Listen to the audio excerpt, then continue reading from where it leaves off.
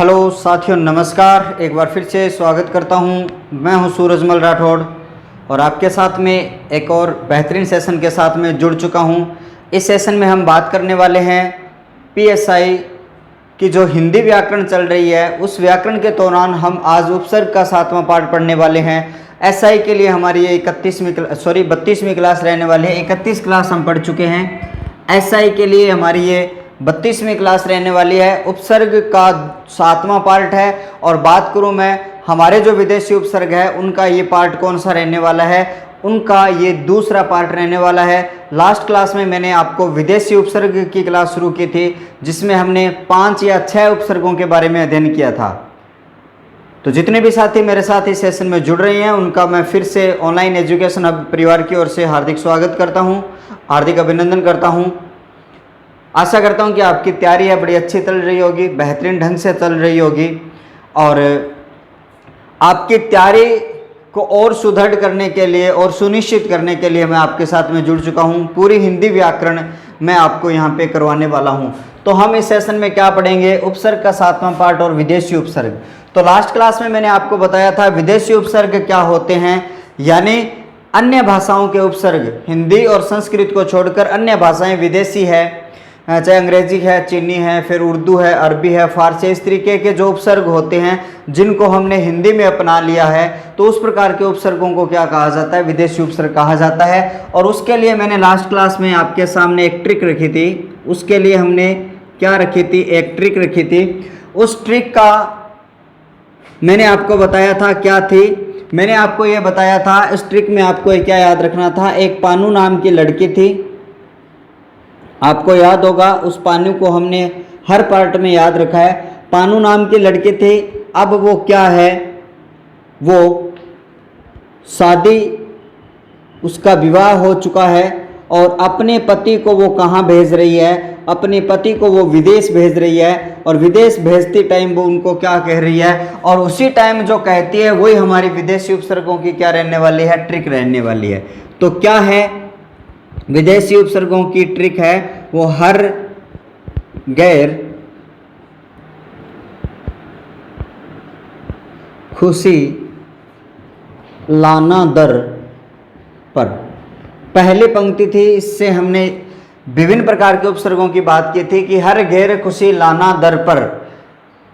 और उसके बाद में ये कहती है हम सब हैं नेक हेड अफसर। दूसरी पंक्ति में वो ये कहती है कि हम सब हैं नेक हेड अफसर। और इसके बाद में अगर हम बात करें लास्ट पंक्ति, वो लास्ट पंक्ति में क्या कहती है कि बे बै बा बे बद बिला। गाना गाती है वो। एन को अल से कम वेश मिला। अब देखिए, इस ट्रिक को मैंने पहले भी समझाया है, फिर से मैं आपको यहाँ पे समझाने की कोशिश कर रहा हूँ कि हर गैर खुशी लाना दर, यानी आप विदेश जा रहे हो तो वहाँ की जो गैर खुशी है, खुशी का मतलब जिस काम के लिए आप जा रहे हो, पैसे कमाने के लिए जा रहे हो, तो वो खुशी हमारे दर पे लेके आना, यानी हमारे घर में लेके आना। हम सब है नेक ऑफिसर। तो वो ये कहते हैं कि जब हमारे घर में खुशी हो जाएगी तो हम सब क्या है? नेक हेड ऑफिसर बन जाएंगे, यानी बहुत सारे पैसे हो जाएंगे। जब विदेश से कमाई करके आप आओगे तो हम सब क्या हो जाएंगे? नेक हेड ऑफिसर हो जाएंगे। और वो उसको रवाना करते टाइम क्या कहती है? गाना गाती है कि बे बा बे बद बिला। एन को, एन एक व्यक्ति है और अल भी एक व्यक्ति है। एन लड़की है और ये लड़का है। एन को अल से कम बेस मिला, यानी वो जिस समय गाना गाया जा रहा है उस समय वो नाचते हैं, तो उनको क्या करता है? इस एन को है वो अल से क्या मिलता है? कम बेस, यानी जो धमक होती है वो मिलती है। तो इस तरीके से हमने याद कर रखा था। और इसके लिए हमने 1 नंबर, यहाँ से 2 नंबर, फिर 3, 4 था, ये 5 था और ये 6 था। यहाँ से पर ये इनका सहायक शब्द है। तो ये 6 आपके जो उपसर्ग है हमने लास्ट क्लास में पढ़ लिए हैं। 7वां उपसर्ग आज हम पढ़ने जा रहे हैं। 7 नंबर ये है, 8 नंबर, फिर ये 9 है, हेड 10 है, हाफ 11 है, इसका मतलब हाफ होता है। और ये आपका क्या है? 12 है। ठीक है। तो इस तरीके से दूसरे पंक्ति में आपके 12 हो जाएंगे। यहाँ से 13 नंबर, फिर 14 नंबर, 15 है, 16 है और 17 है, फिर 18 है, 19, 20 और ये 21 है आपका, और ये आपका क्या है 22 है। तो यहाँ पे आपको 1, 2 और 3 और 4, ये 4 ही शब्द छोड़ने हैं। बाकी सभी के सभी शब्द हैं आपके उपसर्ग की ट्रिक में क्या आने वाले हैं, काम आने वाले हैं। हर गैर खुशी लाना दर पर, हम सब है नेक हेड ऑफिसर, बे बा बद बिला, एन को अल से कम बेस मिला। इस तरीके से इसी ट्रिक के माध्यम से आप क्या कर सकते हो, सभी के सभी उपसर्ग याद कर सकते हो। हर उपसर्ग है, गैर उपसर्ग है, खुश उपसर्ग है, ला उपसर्ग है, ना उपसर्ग है, दर उपसर्ग है, हम उपसर्ग, सब उपसर्ग, नेक, हेड उपसर्ग, जो होफ है आधा है, हाफ बोलते हैं इसको, सर उपसर्ग है, बै उपसर्ग, बा उपसर्ग, बे उपसर्ग, बद उपसर्ग, बिला उपसर्ग, एन उपसर्ग, को उपसर्ग जो अंग्रेजी का होता है आपको पता है, जैसे कोऑपरेटिव है, ठीक है, को एजुकेशन है, अल उपसर्ग है, कम उपसर्ग है और आपका बेस उपसर्ग है। इस तरीके से इन्हीं पंक्तियों से एक एक शब्द आपका काम का है और इनसे आप क्या कर सकते हो, याद कर सकते हो। तो ये पंक्ति है, आप नोट अच्छी तरीके से कर लोगे।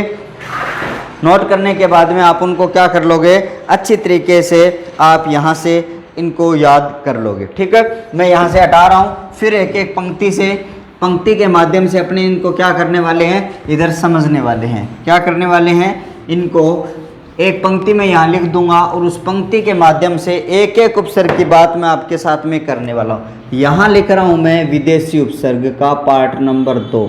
यहाँ मैं क्या लिख रहा हूँ, विदेशी उपसर्ग का भाग नंबर 2, विदेशी उपसर्ग का भाग नंबर 2।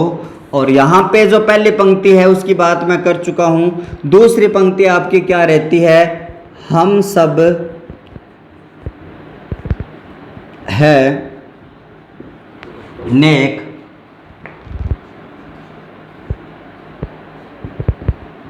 Head officer. भाई ये दूसरी जो पंक्ति है, इसी पंक्ति से हमें क्या करना है, आगे के उपसर्गों को याद करना है। तो आपको बता देता हूँ, यहाँ पे जो आपका है 7 नंबर उपसर्ग रहने वाला है। यहाँ पे 7 नंबर है, यहाँ से 8 नंबर है और यहाँ से 9 नंबर उपसर्ग, यहाँ से 10 नंबर है, यहाँ से 11 और यहाँ से 12, यानी 12 उपसर्ग अपने इसी पंक्ति से क्या करने वाले हैं, क्लियर करने। सबसे पहले हम उपसर्ग की बात करें, 7 नंबर पर जो उपसर्ग है हम उपसर्ग, और यहाँ पे हम जो उपसर्ग है इसका अर्थ देखा जाए तो क्या होता है, हम का मतलब होता है साथ। क्या होता है, साथ होता है। ठीक है, क्या होता है, साथ होता है। आप अच्छी तरीके से इसको क्या कर लोगे, नोट डाउन यहां से कर लोगे। ये तो इसका क्या है, अर्थ है। अब देखिए कुछ शब्दों की बात करें तो जैसे हम राज है, हम दम है, हम जोली है, और उसके बाद में अगर बात करें जैसे हम शकल है, हम राहे है, हम राहे लिख दो या हम राही लिख दो, हम सफ़र है। इस तरीके से अपने हम उपसर्ग लगाकर बहुत सारे शब्दों का क्या कर सकते हैं, हम यहाँ से निर्माण अपने कर सकते हैं। कितने ही शब्द अपने क्या कर सकते हैं, हम यहाँ से बना सकते हैं। ठीक है, कुछ और शब्द बनाना चाहो तो आप यहाँ से बना सकते हो। जैसे हम उम्र, कहते हैं कि ये मेरा हम उम्र है। ठीक है, और उसके बाद में जैसे हम जोली, हम जोली यानी जो साथ में साथ देने वाला होता है उसको हम जोली कहा जाता है। तो यहाँ से इस तरीके से आप हम उपसर्ग लगाकर बहुत सारे शब्दों का क्या कर सकते हो, निर्माण यहाँ पे कर सकते हो, जिसका मतलब क्या होता है, यहाँ पे साथ होता है। 7 नंबर जो आपका उपसर्ग था वो हम था, जिससे हमने विभिन्न प्रकार के शब्दों का निर्माण किया है। हम राज है, हम दम है, हम जोली है, हम उम्र है, हम शकल है, हम राह है, यहाँ पे आप नुक्ता लगा सकते हो, हम सफ़र है और हम जोली है। इस तरीके से यहाँ पे लगभग जो विदेशी उपसर्ग जुड़ते हैं उनके बाद में भी जो शब्द आते हैं ना, वो क्या आते हैं, आपके विदेशी शब्द आते हैं। इस तरीके से आप इसको क्या कर सकते हो, याद कर सकते हो। 8 नंबर जो उपसर्ग आपको दिखाई दे रहा है सब उपसर्ग, आपको दिखाई दे रहा है सब उपसर्ग। ये हिंदी का सब नहीं है, अपने बात करें जो अंग्रेजी में आप इस तरीके से सब लिखते हो वो है। ठीक है, हिंदी का ये नहीं है सब, और सब का मतलब ये होता है उप। उप मतलब दूसरा। उप का मतलब जो हिंदी में आपने उप उपसर्ग पढ़ा था, उसी प्रकार से ये अंग्रेजी का सब उपसर्ग है। जैसे आप पढ़ते हो, जैसे आप कहते हो ना कि उप सरपंच, तो उस तरीके से आप यहाँ पे कह सकते हो सब क्लर्क,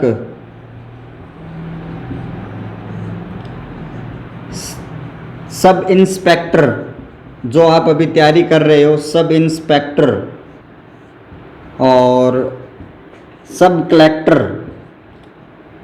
कलेक्टर यानी डिप्टी कलेक्टर आप जिनको बोलते हो, वो सब कलेक्टर यहाँ पे होता है। यहाँ से आप इनको सब उपसर्ग लगाकर सब इंस्पेक्टर है, सब कलेक्टर है, और भी अगर शब्दों की, कुछ शब्दों की अगर मैं आपके साथ में बात करूं तो बहुत सारे शब्द है वो इस तरीके से हो जाते हैं। जहां पे अंग्रेजी वाले शब्द हैं उनके साथ में आप सब लगा देते हो तो इसका अर्थ क्या हो जाता है, उप हो जाता है। अच्छी तरीके से आप क्या करोगे, यहाँ पे नोट डाउन कर लोगे, ठीक है।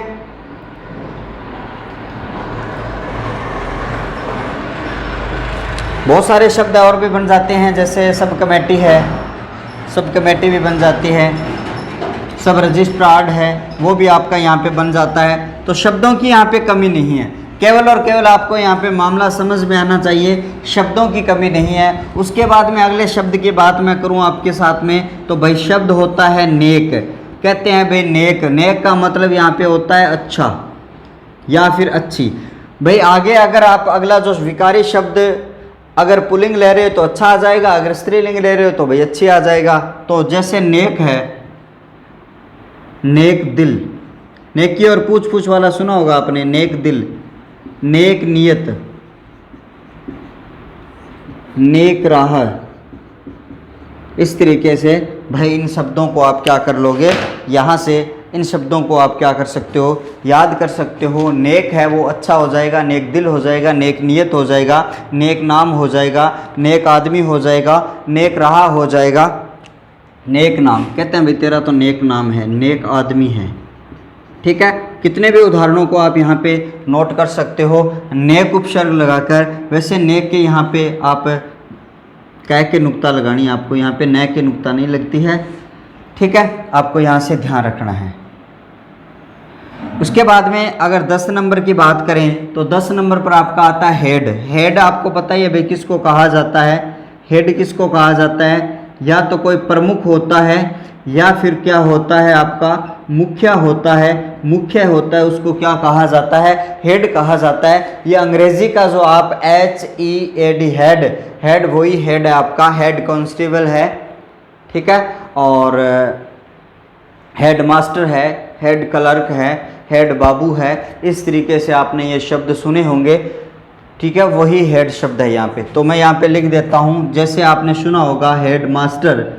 हेड मास्टर का जो आपको तो हमेशा ही भाई डर रहा है, छोटे होते थे। हेड मास्टर है, हेड बाबू है, हेड क्लर्क है,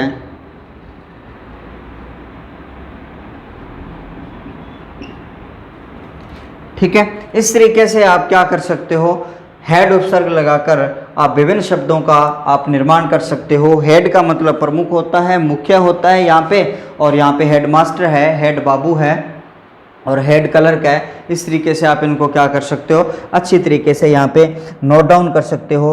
हेड ऑफिस है, हेड वर्कर है, हेड लाइन है। यहाँ से कुछ शब्द और लिख देता हूँ। अपने कहते हैं भी हेड ऑफिस जाना है, हेड ऑफिस, और हेडलाइन प्रमुख लाइन है न्यूज़ की, और यहाँ पे हेड वर्कर क्या हो जाएगा, यहाँ पे हेड वर्कर हो जाएगा। इतने शब्द बहुत है, किसी भी उपसर्ग को समझने के लिए आपको सिर्फ आपको बात याद रहनी चाहिए, उसकी प्रकृति आपको याद रहनी चाहिए। अच्छी तरीके से आप उनको क्या कर सकते हो। तो हमने यहाँ पे इस स्लाइड में पढ़ा है 7 नंबर, 8 नंबर, 9 नंबर, 10 नंबर। हम उपसर्ग जिसका मतलब 7 है, कुछ शब्द हमने बना दिए हैं, और यहाँ पे सब उपसर्ग है जिसका मतलब उप होता है। हमने बहुत सारे शब्द बनाए हैं। यहाँ पे इसका मतलब नेक होता है, बहुत सारे शब्द हमने बना दिए हैं। यहाँ पे इसका मतलब हेड होता है, इससे भी हमने बहुत सारे शब्दों का क्या कर दिया है, निर्माण यहाँ पे हमने कर दिया है। और यहाँ से अब आगे के जो हम उपसर्ग है वो आपके सामने हैं। 2 उपसर्ग और बचते हैं इसी पंक्ति से, फिर हम अगली पंक्ति के कुछ उपसर्ग हैं वो यहाँ पे करने वाले हैं। आपने नोट डाउन कर लिया होगा, नोट डाउन नहीं किया है तो आप स्क्रीन को पीछे करके, क्लास को पीछे करके भी आप क्या कर सकते हो, यहाँ पे जो 11 नंबर पर आपको जो दिखाई दे रहा है, ऑफ दिखाई दे रहा है, इसके स्थान पर मैंने बताया था आपको हाफ याद रखना है। क्या याद रखना है आपको? हाफ याद रखना है। और आपको पता है भी हाफ का मतलब क्या होता है? आधा होता है। क्या होता है यहाँ पे? इसका मतलब होता है आपका हाफ। हाफ का मतलब होता है आधा। तो आधा के लिए हमने लिखते हैं हाफ कमीज़। कमीज़ में भी आपका विदेशी उपसर्ग है, शब्द है कमीज़। और जैसे आप शब्द काम में लेते हो हाफ पैंट और हाफ शर्ट और हाफ क्वार्टर और हाफ क्वार्टर, इस तरीके से आप यहाँ से हाफ उपसर्ग का प्रयोग करके विभिन्न प्रकार के शब्दों को बना सकते हो। और यहाँ पे आपको हाफ का मतलब आधा दिखाई दे रहा है। हाफ कमीज़ हो गया, हाफ पैंट हो गया, हाफ शर्ट हो गया, हाफ क्वार्टर है, हाफ आप यहाँ से क्वार्टर है और यहाँ पे क्वार्टर है। तो इस तरीके से आप इनको क्या कर लोगे, अच्छी तरीके से आप इनको याद करोगे, है ना। याद आपको अच्छी तरीके से करना है। फिर आगे अपने चलते हैं। उसके बाद में 12 नंबर पर जो आपका उपसर्ग दिखाई दे रहा है, सर आपका जो उपसर्ग है उसकी बात अपने करते हैं। अगला जो आपका उपसर्ग है सर। सर का मतलब वैसे तो यहाँ पे मुख्य भी ले सकते हो, मुख्य, या फिर आप इसको क्या कह सकते हो, प्रधान आप यहाँ पे कह सकते हो, मुख्य या प्रधान। सर जो आपका उपसर्ग है जिसका मतलब आप किससे ले सकते हो, सर या प्रधान से आप इसका अर्थ ले सकते हो। और आपने सर उपसर्ग लगे हुए कुछ शब्दों को देखा होगा, जैसे आपको पता ही है सरपंच, जैसे सरदार, सरकार, इस तरीके से आपने शब्दों को देखा होगा कि सर उपसर्ग लगाकर हमने सरपंच है, सरदार है, यहाँ पे पंच मूल शब्द है, वहाँ पे दार मूल शब्द है, वहाँ पे कार मूल शब्द है। कार मतलब करने वाला, दार का मतलब होता है वैसे फांसी, पंच का मतलब यहाँ से प्रधान से लिया जाता है। इस तरीके के आपने शब्द यहाँ से देखे होंगे। उस तरीके के बहुत सारे शब्दों का भी और आपने देखा होगा, जैसे सरफरोशी की तमन्ना अब हमारे दिल में है, सरफरोशी।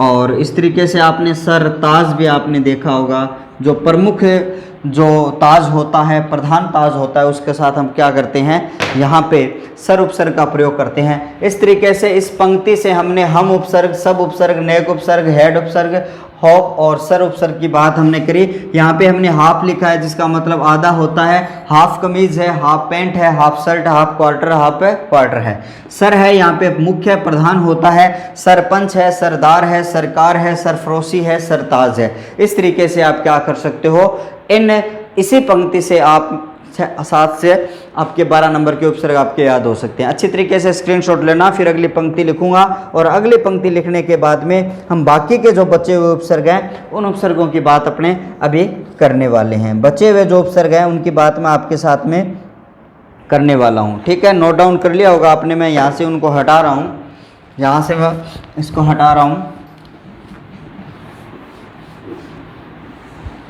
अगली जो पंक्ति हमारी जो अंतिम पंक्ति है, विदेशी उपसर्ग की जो अंतिम पंक्ति है, उस पंक्ति की अगर मैं बात करूं, यानी तीसरी जो पंक्ति आपकी हमने लिख रखी है, क्या गाना गाती है पानू कि बे बा बे बद बिला। क्योंकि भाई एक साथ हमने लिखा है, सभी के सभी वैवर्ण से शुरू हो रहे हैं, बद बिला, और आगे क्या है, एन है, एन को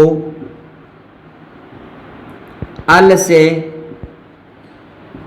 कम वेश मिला, ठीक है।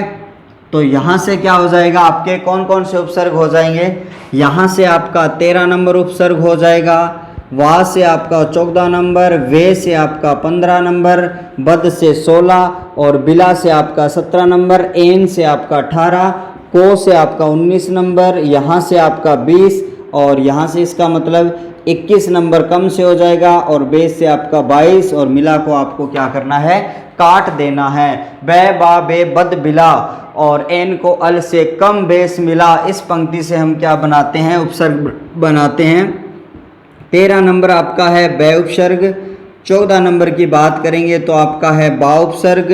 15 नंबर की बात करेंगे तो हम बे उपसर्ग है। और 16 नंबर की बात करेंगे तो आपका बद है, बद का मतलब बुरा होता है। और 18 नंबर की बात करेंगे, 17 नंबर की बात अपने करेंगे तो आपका क्या हो जाता है, बिला उपसर्ग हो जाता है, जिसका मतलब होता है बिना। ठीक है, अब देखिए बै क्या होता है, सहित होता है। ठीक है, जिस तरीके से हिंदी में स होता है उसी तरीके से यहाँ पर बै और बा होता है। वैसे तो एक ही तरीके के उपसर्ग होते हैं और यहाँ पे आपको क्या करना है, रहित करना है। इसका अर्थ बद से क्या होता है, बुरा होता है। बद से क्या होता है, बुरा होता है। और बिला का मतलब बिना से है। बिला का मतलब क्या है, बिना से है। ठीक है, जिस तरीके से आपका हिंदी में बिन उपसर्ग होता है उसी प्रकार से ये जो आपका है इसमें आपका बिला उपसर्ग होता है। आपके सामने मैंने ये पंक्ति लिखी है और इस पंक्ति से हमने क्या किया है, इस प्रकार के जो उपसर्ग है आपके वो मैंने बताने की यहाँ पे कोशिश करी है। क्या किया है, मैंने इनको यहाँ से बताने की कोशिश करी है। अब एक एक उपसर्ग को मैं क्या करता हूँ, आपके समक्ष रखने की कोशिश करता हूँ। पहले हम वह से शुरू होने वाले सभी प्रकार के जो उपसर्ग है उनकी बात यहाँ पे करते हैं। सहित, बशर्ते सुना होगा आपने, बशर्ते आपने नाम सुना होगा। बतौर, बतौर। ठीक है, और यहाँ से और भी लिखूंगा, जितने मेरे याद आ रहे हैं मैं लिख देता हूँ। जैसे बा इज्जत, इज्जत सहित। बा मुलाजम, मुलाजम। ठीक है, बा कायदा।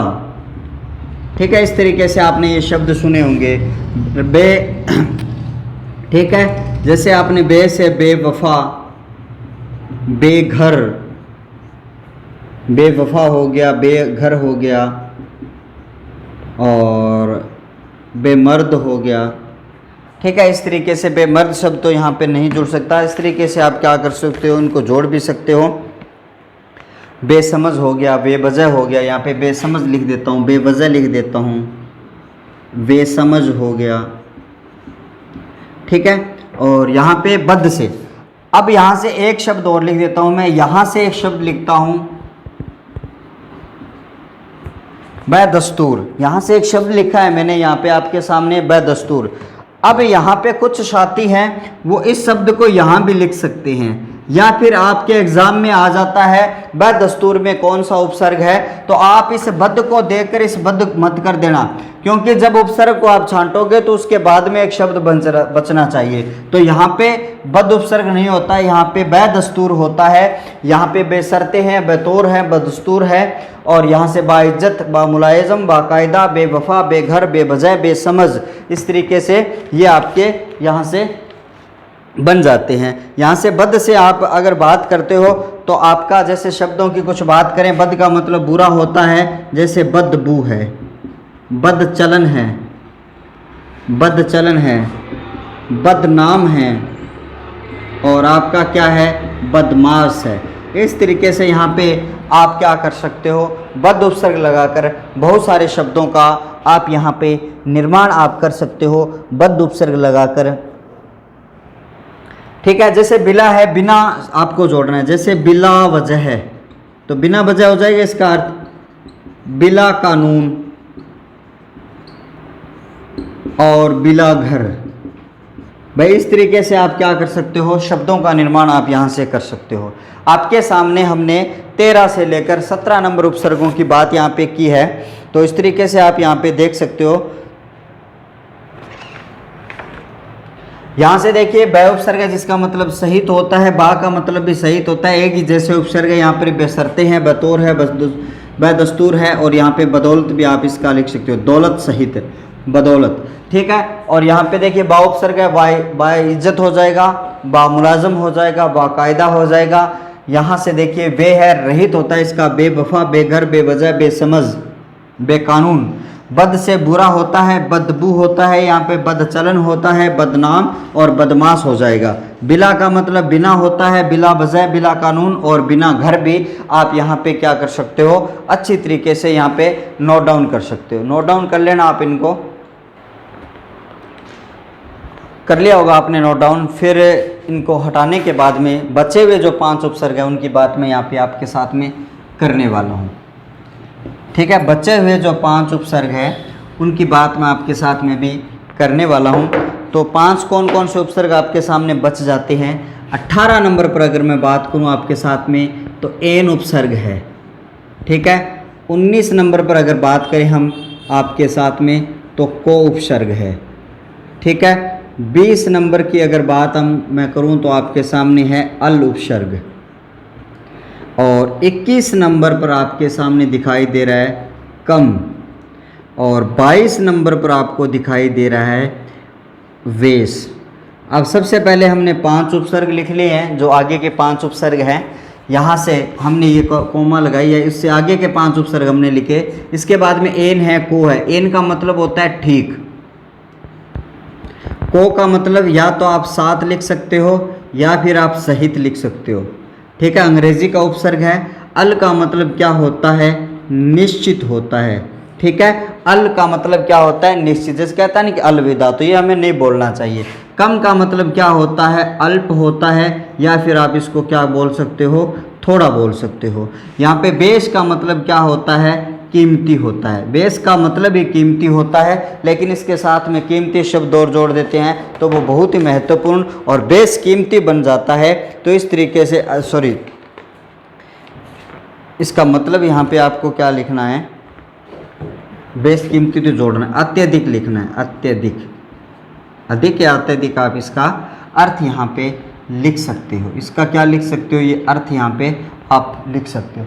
तो इस तरीके से हमने 5 उपसर्ग लिखे हैं और पांचों के अर्थ मैंने आपको बता दिए हैं। 5 उपसर्ग के अर्थ बता दिए हैं। अब आपके दिमाग में जो शब्द आ रहे हैं उनको क्या करते जाएंगे, बनाते जाएंगे। जैसे एन बजे,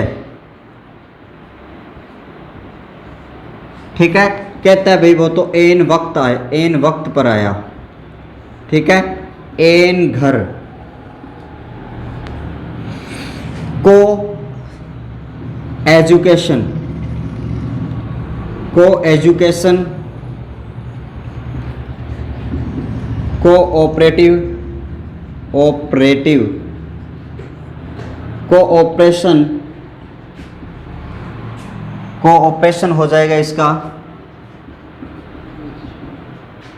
यहाँ पे देखिए को है आपका अंग्रेजी का उपसर्ग है, जिसका मतलब सहित होता है और साथ होता है। और यहाँ पे आपके सामने को एजुकेशन है, को ऑपरेटिव है, को ऑपरेशन है, यहाँ से इसका अर्थ हो जाता है। अल आपको यहाँ पे दिखाई दे रहा है। अल का मतलब होता है निश्चित। जैसे आप अलविदा बोलते हो, क्या बोलते हो आप, अलविदा, यानी जो निश्चित विदा हो जाता है उसको आप बोला जाता है अलविदा। तो यहाँ पे आपको कभी भी अलविदा नहीं बोलना चाहिए। इसके बाद में अगर अपने बात करें तो जैसे आप शब्द बोलते हो अलबता, और यहाँ से बोलते हो अलहद, अल अजा, यहाँ से इस प्रकार के जो शब्द हैं वो अल उपसर्ग लगाकर आप क्या कर सकते हो, जोड़ सकते हो। क्या लगा सकते हो आप, इस तरीके से अल उपसर्ग लगाकर विभिन्न प्रकार के शब्दों का आप निर्माण कर सकते हो, जिसका मतलब यहाँ से निश्चित होता है। अगला जो आपको कम उपसर्ग दिखाई दे रहा है, जिसका मतलब है अल्प या थोड़ा। कम उपसर्ग आपका है यहाँ से, जिसका मतलब जैसे अपने शब्द लिखते हैं कमजोर, जिसमें कमजोर हो। ठीक है, इसके बाद में जैसे हम लिखते हैं कम वक्त, कम सीन, तो यहाँ पे कम उपसर्ग लगाकर विभिन्न प्रकार के शब्दों का निर्माण आप कर सकते हो।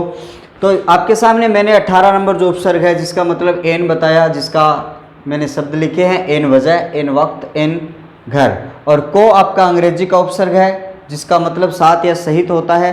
देखिए यहाँ पे को एजुकेशन है, कोऑपरेटिव है, कोऑपरेशन है। आपने बहुत सारे शब्दों का इसमें देखा होगा, जैसे को सोसाइटी है, को बैंक है, कोऑपरेटिव बैंक है। इस तरीके से जो को उपसर्ग लगता है, जिसको आप अलग से लिखते हो और उसके बाद में एक डैश का निशान लगाते हो, इसका मतलब ये क्या है, एक विदेशी उपसर्ग का काम आपका कर रहा है। अल का मतलब यहाँ से निश्चित, मैंने बताया, अलविदा, अलहद, अलवता, यहाँ से ये शब्द है वो बन जाते हैं। अगला जो उपसर्ग है कम है, जिसका मतलब कम सीन हो गया, कम वक्त हो गया, कमजोर हो गया। लास्ट आपको वेश दिखाई दे रहा है, जिसका मतलब क्या होता है, अत्यधिक होता है। और यहाँ से आप शब्द लिखते हो बेश कीमती, ठीक है, यहाँ से शब्द क्या बन जाता है, बेशकीमती बन जाता है। मतलब क्या होता है इसका, यानी जो हमारे लिए अत्यधिक महत्वपूर्ण या कीमती ज़्यादा है उसको हम क्या बोलते हैं, बेशकीमती बोलते हैं। यहाँ तक आप नोट डाउन करोगे, उसके बाद में आगे की बात अपने करेंगे। तो आपने अच्छी तरीके से उनको नोट डाउन कर लिया होगा। इस तरीके से हमारे ये लास्ट पंक्ति से 22 के 22 उपसर्ग बन जाते हैं। एक बार फिर से मैं आपके सामने ये 22 उपसर्ग की ट्रिक मैं बोलूँगा दोबारा से, और हिंदी के 22 उपसर्ग, संस्कृत के 22 उपसर्ग और आपकी ये जो सभी प्रकार के जो उपसर्ग हैं उनकी बात मैं भी करूँगा।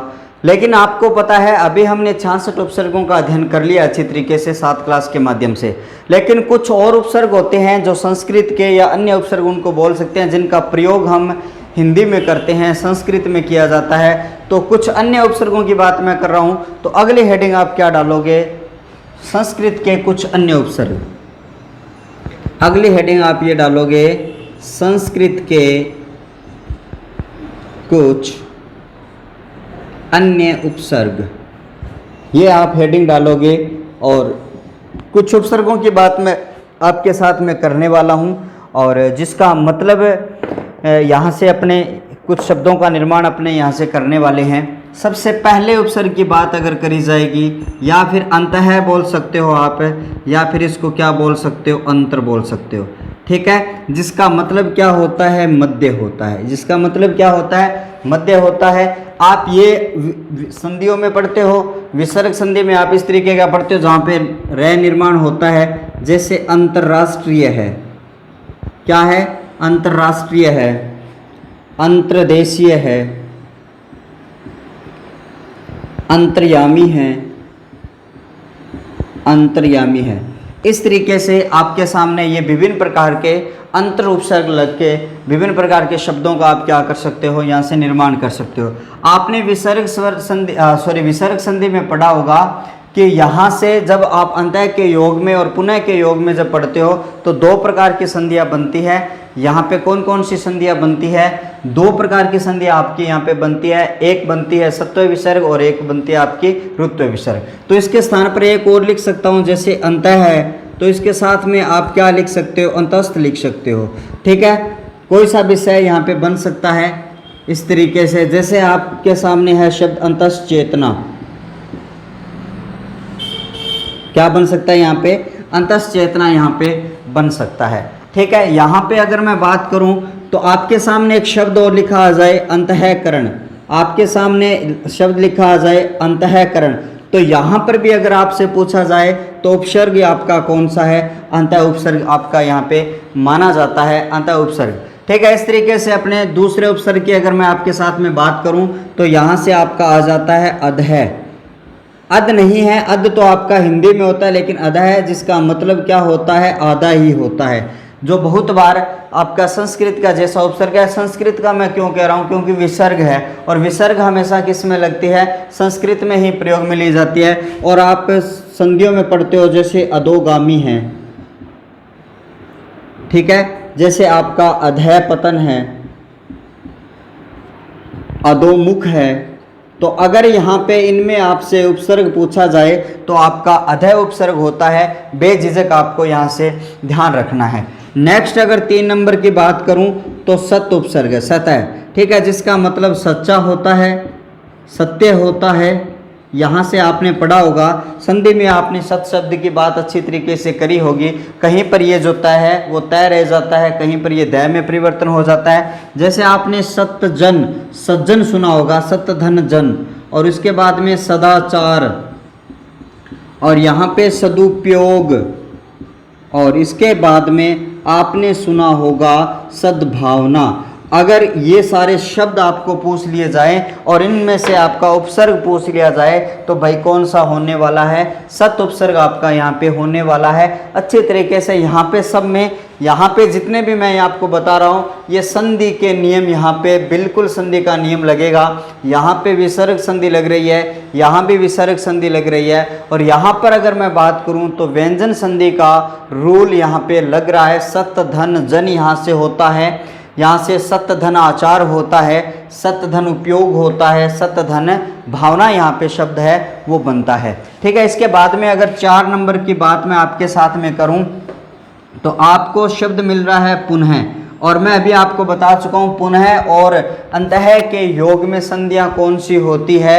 आपकी 2 प्रकार की संधियाँ होती है, एक तो होती है ऋत्व विसर्ग और एक आपकी होती है सत्व विसर्ग। यहाँ पर भी यही नियम लगेगा, एक यहाँ पे सत्व विसर्ग संधि बनेगी और एक ऋत्व बनेगी। पुनः जो आपका जो शब्द है यहाँ पर भी संधि का जो नियम है वो लगने वाला है। और यहाँ पे पुनः का अर्थ क्या होता है आपको पता ही है अभी, जैसे कोई चीज़ के लिए आप पुनः बोलते हो तो जिसका मतलब क्या होता है, दोबारा होता है। क्या होता है, दोबारा होता है। पुनः का मतलब आप जानते हो क्या होता है भाई, दोबारा होता है। जैसे मान लेते हैं पुनः जन्म, पुनश्चरण, पुनर्गामी। ठीक है, इस तरीके से आपका देखिए पुनर्जन्म भी आ गया, पुनः चरण भी आ गया, पुनर्गामी भी आ गया। इस तरीके से ये जो शब्द हैं वो आपके यहाँ पे बन जाते हैं। कुछ और शब्दों की अगर बात अपने करें तो यहाँ से देखिए पुनरुत्थान है, पुनरागमन है। जैसे शब्दों की बात अगर करें पुनरुत्थान, छोटा है उत्थान, और यहाँ पे पुनः प्लस अवलोकन, पुनरावलोकन, यहाँ पे अवलोकन हो जाता है। पुनरा मत कर देना यहाँ पे। अगर आपने पुनरावलोकन कर दिया तो भाई ये क्या हो जाएगा, अवलोकन अगर आपने कर दिया तो ये गलत हो जाएगा, क्योंकि ये लास्ट एसआई के एग्जाम में पुनरावलोकन शब्द है वो पूछा गया था और शब्द शुद्धि की दृष्टि से ये शब्द गलत होता है, क्योंकि यहाँ पे पुनः धन अवलोकन होता है और यहाँ पे दोनों को जोड़ेंगे तो पुनः अवलोकन यहाँ पे हो जाता है और पुनरावलोकन इस तरीके से आप कर दोगे। तो 4 प्रकार के हमने शब्दों की बात करी है, यहाँ पे शब्दांशों की बात करी है, अंतः है, अदय है, सत है, पुनः है। यहाँ से इस तरीके से इन शब्दों से आप विभिन्न प्रकार के शब्दों का आप क्या कर सकते हो, निर्माण कर सकते हो। कुछ और शब्दों की भी बात मैं आपके साथ में करूँ, एक बार इनको आप करोगे नोट डाउन, फिर मैं आगे आपके साथ में बात यहाँ पे करने वाला हूँ।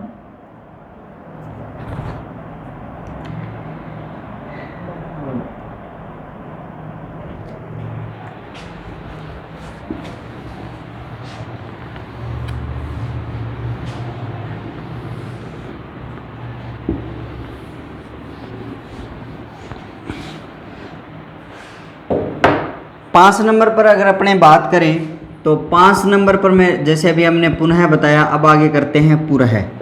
जैसे अपने पुनः बताया उसी तरीके से हम अगला जो शब्द है वो हम करते हैं कौन सा, पुरः, जिसका मतलब क्या होता है यहाँ पे सामने, या फिर अपने आगे भी बोल सकते हैं। ठीक है, जैसे जैसे शब्दों के साथ में जुड़ता जाएगा भाई अपना अर्थ ग्रहण करता जाएगा। तो जैसे पुरोधा, जैसे पुरस्कार, पुरस्कृत। ठीक है,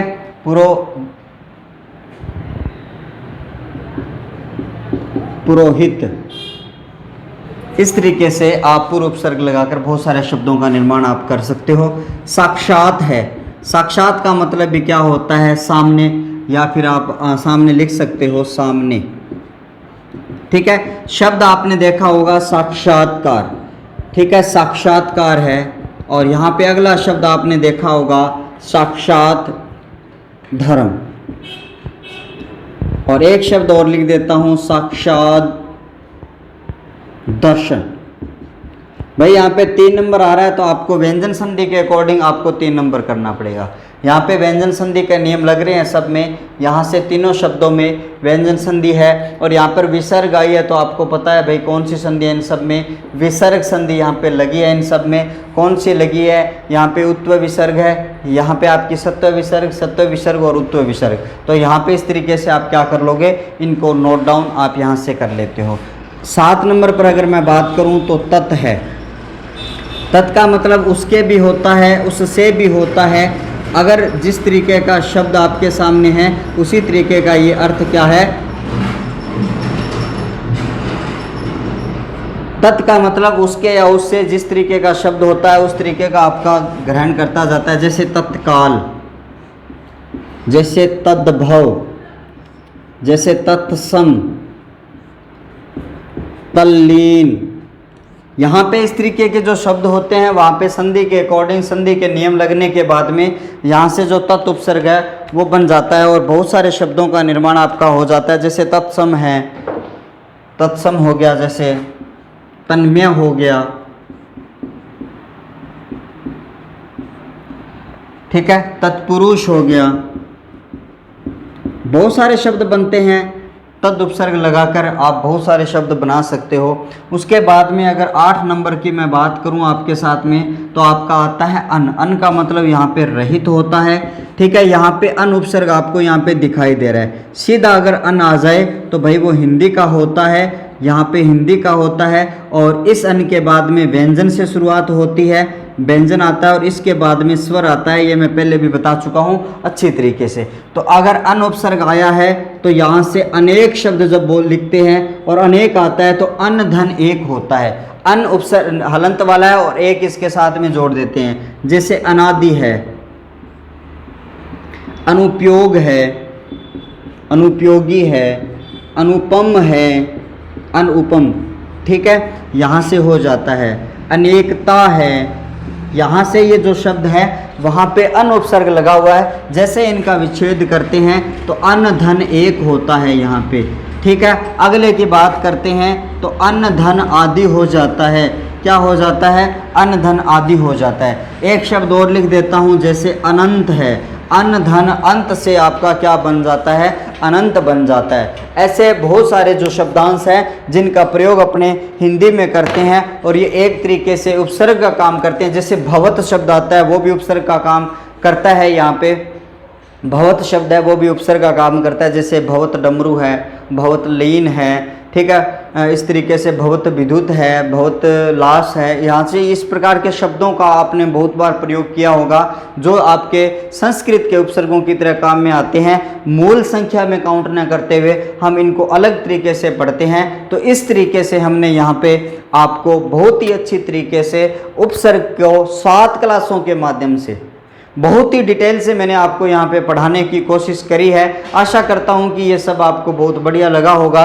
अब मैं आपको जो तीनों प्रकार के जो उपसर्ग होते हैं उनकी ट्रिक मैं आपको बताने जा रहा हूँ। एक बार ये आगे का 1-1.5-2 मिनट का वीडियो होने वाला है, वो अलग से आप सेव कर सकते हो, काट के आप अलग से सेव करना हमेशा के लिए, और इसकी रिकॉर्डिंग आप हमेशा सुनना, फिर आपके याद हो जाएं। अब ध्यान से सुनना। सबसे पहले मैं संस्कृत के उपसर्ग की बात यहाँ पे कर रहा हूँ। तो क्या था संस्कृत के उपसर्ग की ट्रिक? तो मैंने आपको बताया संस्कृत के 22 उपसर्ग होते हैं। तो उसके लिए मैंने ये ट्रिक रखी थी कि संस्कृत में पानु 10वीं, यानी पानु 10वीं, ये अल्फ़ाबेट में आपको लिखने थे 10वीं में 22 अंकों से संस्कृत में फेल हो गई। अब आप संस्कृत से संस्कृत उपसर्ग याद रखना है। 22 से संस्कृत के 22 उपसर्ग होते हैं। पानु 10वीं अल्फ़ाबेट आपको याद रखना है। इसके लिए मैंने आपको एक रोल नंबर बताया था 47 132 221। पानु 10वीं 47 132 221, ये आपको याद रखना है। पी से आपके 4 बन रहे थे, 7 से ए से आपके 7 बन रहे थे, डबल ए से आपका 1 बन रहा था, एन से 3 बन रहे थे, यू से 2 बन रहे थे, डी से 2 बन रहे थे, एस से 2 बन रहे थे और लास्ट वी से आपका 1 बन रहा था। इस तरीके से ये 22 उपसर्ग आपके वो क्लियर हो रहे थे। अब हमने हिंदी के उपसर्गों के लिए, जब पानु है 10वीं में फेल होने के बाद में कोई भी बच्चा है वो ननिहाल जाता है और ननिहाल में जाके बसता है और वो फिर अपने नाना को क्या कहते हैं हिंदी के उपसर्गों के लिए कि बिन बहु आप सम नाना, कि बिन बहु आप सम नाना, आधा अन बरोसन लेना, क्योंकि उनका चिरकू 2 3 4 5 का ऊपर है। कि नाना को कहती है कि बिना बहु के ही आप नाना हो, क्योंकि आधा अन बरोसन लेना, क्यों औसन लेना है? क्योंकि उनका जो चिरकू है वो घर पे है, वो बहुत खाता है, क्योंकि उनका चिरकू 2 3 4 5 आदमियों के ऊपर है। तो इस तरीके से ये ट्रिक थी। यहाँ से 22 उपसर्ग आप याद कर सकते हो, डिटेल मैंने आपको बता रखी है। और लास्ट आपके जो विदेशी उपसर्ग है उसके लिए मैंने आपको बताया कि जब पानु बड़ी हो जाती है, उसकी शादी हो जाती है, उसके पति देव है वो विदेश जा रहे होते हैं, तो वो क्या कहती है कि हर गैर खुशी लाना दर पर, हम सब है नेक हेड ऑफिसर, बे बा बे बद बिला, एन को अल से कम बेस मिला। क्या है ये ट्रिक, मैं दोबारा से बता रहा हूँ। जब वो जा रही होती है तो वो उनको क्या बोलती है कि हर पराई जो खुशी है, गैर खुशी है, वो घर पे लेके आना। गैर खुशी, खुशी कोई लड़की नहीं है भाई, आप मत गलत समझाना। खुशी का मतलब है यहाँ पे खुशियों से। खुशी वैसे अच्छा अर्थ होता है, मैंने खुशी का खुशी बताया था, लेकिन उसका अर्थ अच्छा होता है, यानी वो खुशियाँ लेके आना। खुशियाँ जब आ जाएगी तो हम नेक हेड ऑफिसर बन जाएंगे। और क्या कहते हैं, सुनिए आप गाना की बे बाबद बिला एन को अल से कम बेस मिला। इसी ट्रिक के साथ अपनी क्या हो जाती है, आज की क्लास समाप्त हो जाती है। नेक्स्ट क्लास में फिर से मिलने वाला हूँ। थैंक यू, बाय बाय, शुक्रिया।